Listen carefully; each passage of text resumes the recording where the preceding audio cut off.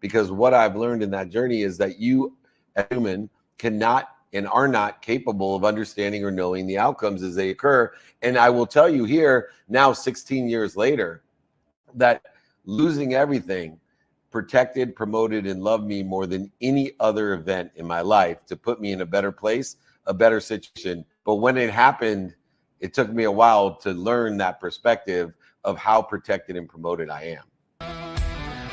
If you're a real estate investor and are wondering how to raise and leverage private money to make more profit on every deal, then you're in the right place. On Raising Private Money, we'll speak with new and seasoned investors to dissect their deals and extract the best tips and strategies to help you get the money, because the money comes first. Now here's your host, Jay Conner. Welcome to another amazing episode of Raising Private Money. I'm Jay Conner, your host, and oh my lands, have we got an amazing guest today. You may have heard of the name David Meltzer, but let me tell you something. This guy is unbelievable.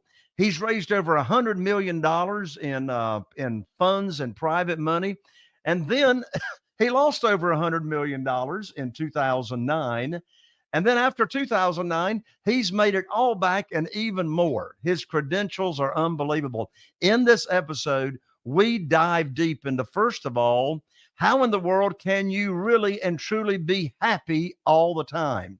He's going to give you specific recommendations. In fact, David's purpose on this planet now is to show and help over 1 billion people become happy. We talk about in this episode overcoming fear and taking action in spite of fear. We talk about how you can truly be abundant in everything that you do. So anyway, in just a moment, you're going to meet my very special guest, Mr. David Meltzer, right after this.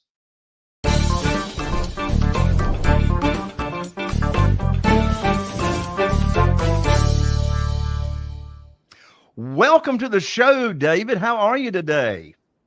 I am fantastic. I just want to thank you so much. I cannot wait to speak with you. Your community is aligned and resonates with everything that I love, everything about making a lot of money, helping a lot of people, and how to fun. Thanks for having me.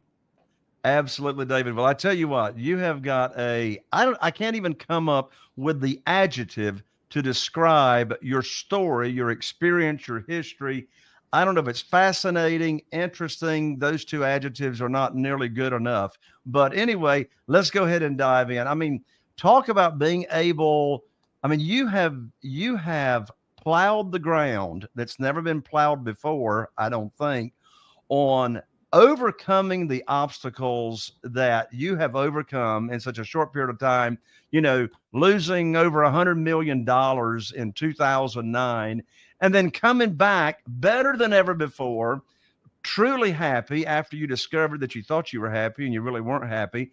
And now you've come back, you're happier than ever before. You've made more money now since then than ever before. The first question burning in my mind is, how in the world did you overcome that? I learned an important lesson that I wish I would have listened to, as I had many red flags and many suggestions to learn. It's 3 magic words. It's called ask for help. You see, I was born with nothing, and I was fortunate and unfortunate enough to become a millionaire 9 months to law school and a multimillionaire 3 years later when we exited for $3.4 billion in 1995. And in that journey, past that point, everything turned up gold. My nickname with friends and family was Midas, and I started to believe my own bullshit. No offense intended with the word, but I was full of shit. And it took a deep dive down to zero in order to shift the mindset, heart set, and handset of understanding radical humility compared to ignorant arrogance. And that lesson is a very valuable lesson. I wish it didn't cost me over $100 million in 2009, but it did. But it was well worth it to live in radical humility with not only my search of wisdom, but an unwavering faith that there's more than enough of everything for everyone, that there's something bigger than me that loves me, protects me, and promotes me even more than my mom. And that journey of wisdom and faith has helped me not only my own journey, but empower others to empower others in the same respect so that they can live in abundance as well. I love it. I love it. You know, I know part of your mission is to empower other people to really find out what true happiness is. And instead of, fooling themselves, there's distractions of social media, and, a lot of people walking around, they think they know what happiness is, but since they really don't, then that creates confusion for self-awareness. You talk about that as to what they really want. So the question is, how does someone else actually figure out what they really want? Well, it starts with one, giving meaning to the past that's aligned with where you think you want to be. So understanding through humility that we don't know what we don't know, and we can at best each day think about what we want. And that's the best that we can do. You see, human beings are not capable of understanding or knowing outcome. I had no way of knowing or understanding at the time when I lost everything. And talking about losing everything, not only did I lose over $100 million, but the only reason, Jay, that I wanted to be rich was I wanted to buy my mom a house and a car. With a single mom, 6 kids, she packed my dinner in a paper bag and drove me around in a country squire station wagon after she was done teaching second graders to fill up greeting card turnstiles at convenience stores. And I said to myself at 5 years old when my dad left that I was going to complete my happiness by buying my mom a house and a car. And when I lost everything, I had to go tell my mom not only I was bankrupt, but I didn't take my name for the title of the home that I bought her. So I actually had lost my mom's home. And to go through a journey to learn about unconditional love, to learn that money doesn't buy happiness. It doesn't buy love, but it simply allows us to shop. And if you shop for the right things for the right reason, through humility with wisdom and faith, that you can have a perspective of everything for everyone. You can live in this world of more than enough. You still got to be a ferocious person, but you need to be more Buddhist in surrendering to the outcomes, because what I've learned in that journey is that you, as a human, cannot and are not capable of understanding or knowing the outcomes as they occur. And I will tell you here now, 16 years later, that losing everything protected, promoted, and loved me more than any other event in my life to put me in a better place, a better situation. But when it happened, it took me a while to learn that perspective of how protected and promoted I am.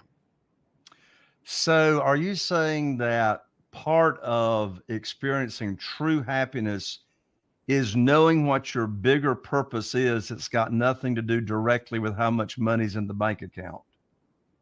Absolutely. I ask myself every day when I think about what do I think I want today in alignment where I think I want to be in the future. Therefore, what lessons or meaning do I give my past? You see, there's two things that limit people. One is the past. That will limit you to a brighter, better future, but also your own self-image. You will never overachieve your own self-image. So I utilize that mindset of asking myself, what is it that I think I want, and for the sake of what do I want it? And when I ask myself for the sake of what, I'm tying in a purpose. So instead of searching for a why, I'm applying my why to get me where I want to, or better. And so I created different daily practices and values and execution models that are in my books. By the way, I'd be more than happy to sign my book, send it to anyone in your community. I'll pay for the book. I'll pay for shipping. So no type of quid pro quo. I will pay for everything. Just email me, david@dmeltzer.com, and I can teach you how to get everything you want in life by working hard, by being ferocious every day, but allowing the outcomes to be lessons that you to a better place, a better position. So that is such a kind offer of you, David. What's the name of the book that you're going to be sending out? Connected Goodness, How to Manifest Everything You Desire in Life and Business.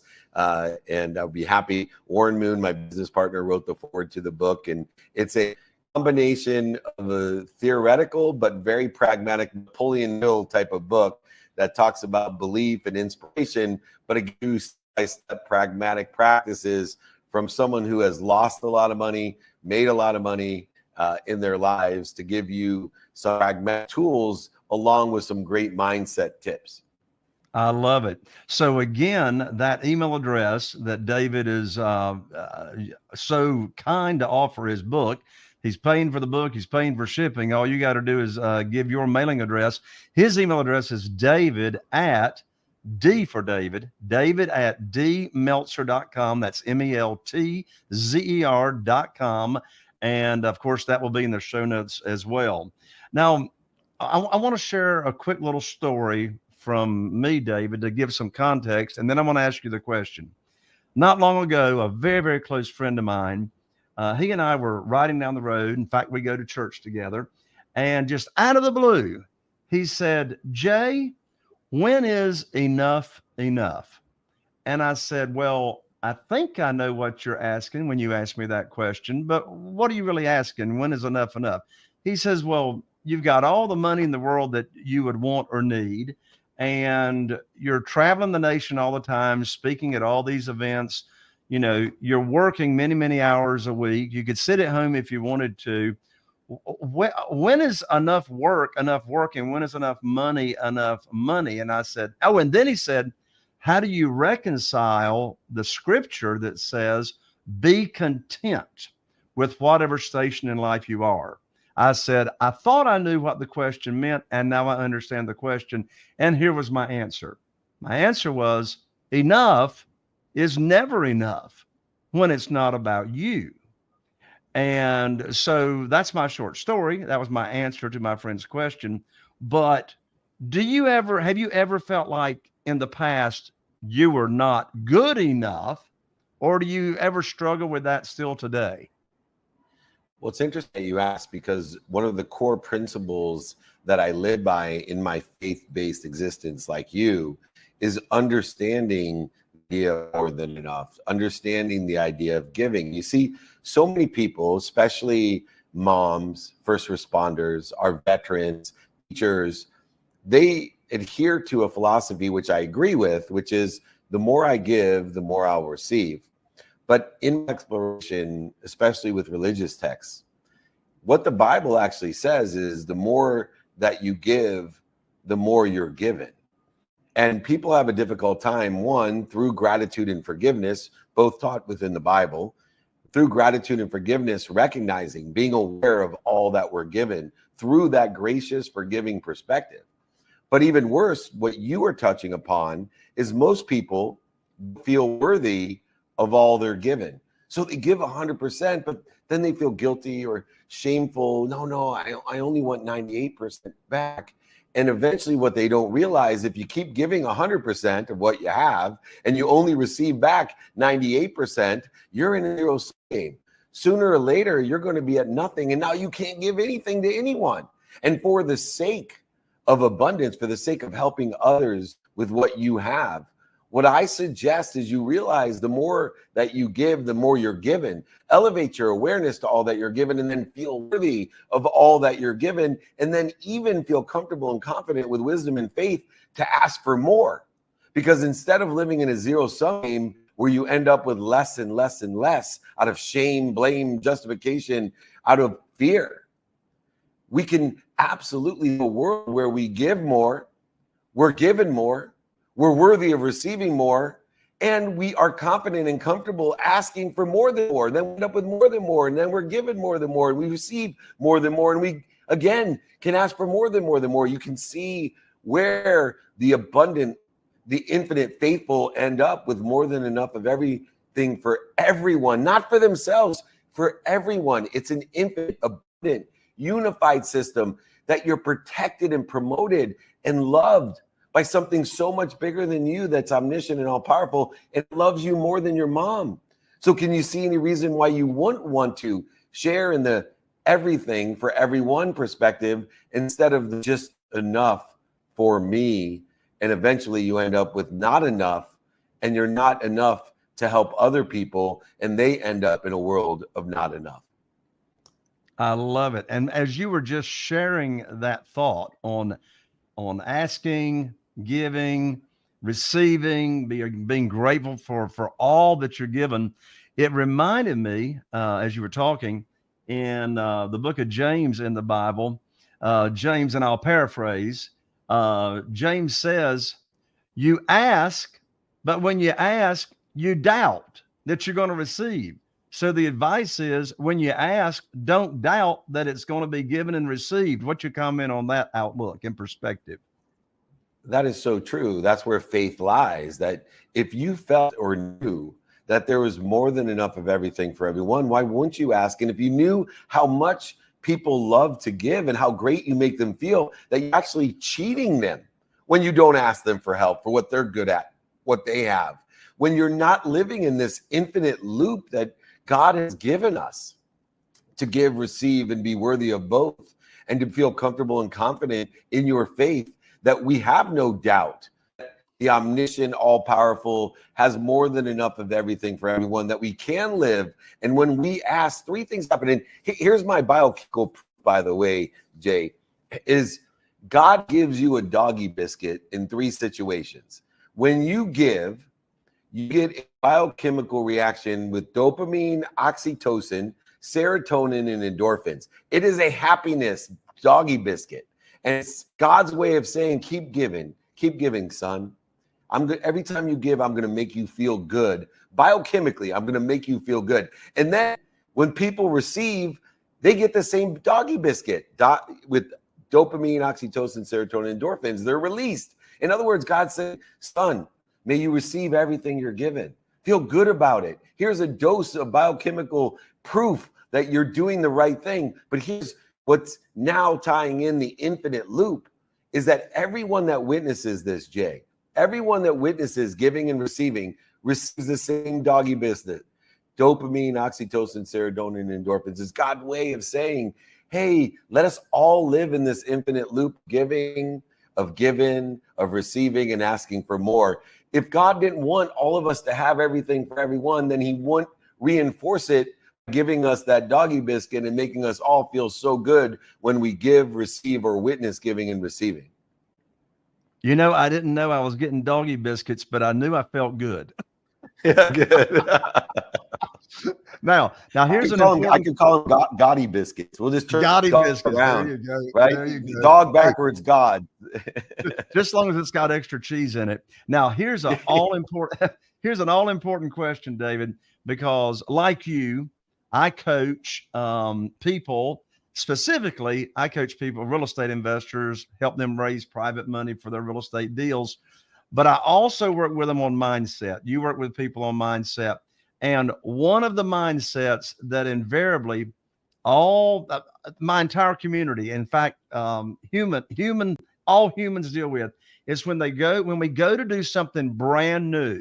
We got to do something brand new. Fear so often holds people back.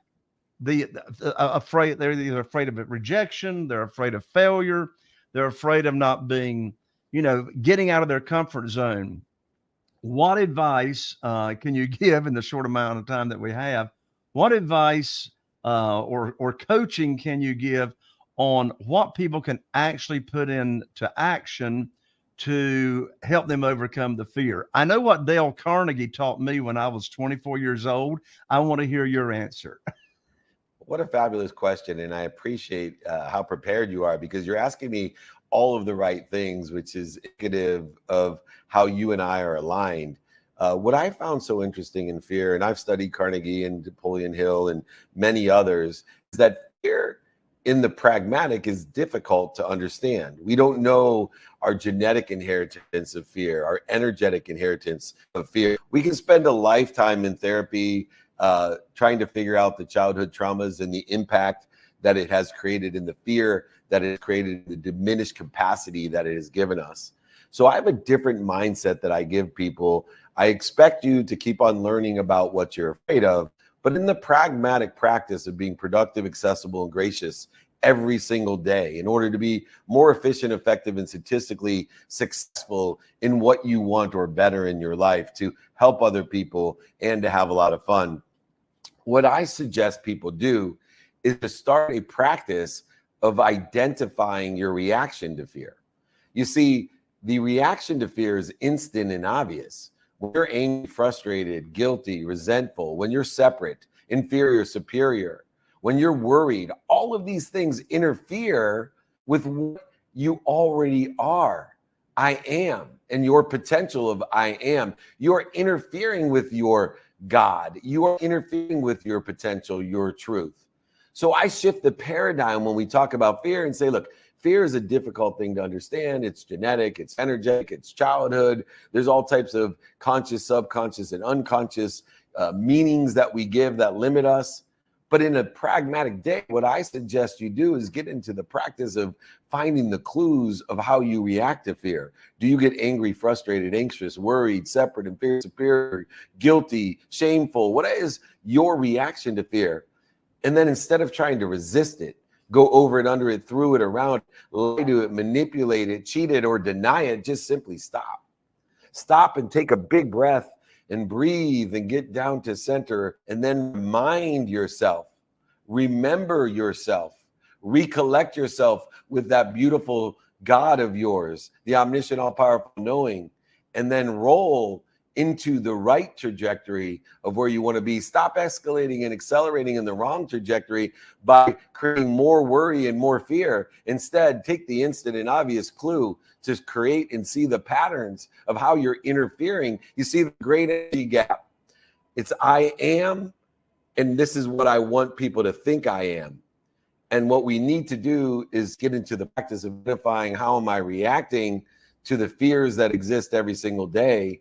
And how can I spend minutes and moments, not days, weeks, months, years in that fear, and utilizing and understanding when I'm afraid and I react to fear, my mind, my body, and soul are on fire. Everybody knows when on fire, you got to stop, you got to drop, and you got to roll. I love it. I love it. We're just about out of time, David, and I could talk to you for all day long. But I got two quick questions, and you can answer them quickly, whatever first comes to mind. First of all, what is one of your daily habits that you are committed to doing that helps keep you happy and on track? And secondly, what advice do you give people to stop doing the limiting habits that they have in their life that they want to get rid of?